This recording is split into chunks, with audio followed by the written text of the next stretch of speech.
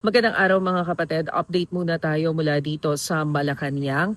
Binati ng Palasyo ng Malacanang ang bagong halal na Senate President na si Sherwin Gatchalian. Sa pahayag na inilabas ni Palace Press Officer Undersecretary Claire Castro, nagpasalamat ang Malacanang kina House Speaker Bogie D at sa bagong liderato ng Senado dahil ipinakita umano ng mga ito ang kanilang kahandaan para gampanan ang kanilang mga tungkulin. Matatandaan natin na nag-issue ng Proclamation 1318 ang Malacanang para nga magpatawag ng special session na isinasagawang kasalukuyan ng ating mga mambabatas ngayong araw. Ang layunin ng special session na ito ay para maisabatas na yung mga naudlot na mga panukala. Siyam na panukala yung in-enumerate ng Malacanang, kabilang na nga dyan yung Anti-Political Dynasty Bill na kailangan na raw maiproseso. And bukod dyan, layunin din ng special session ngayong araw na mabigyang daan yung Commission on Appointments para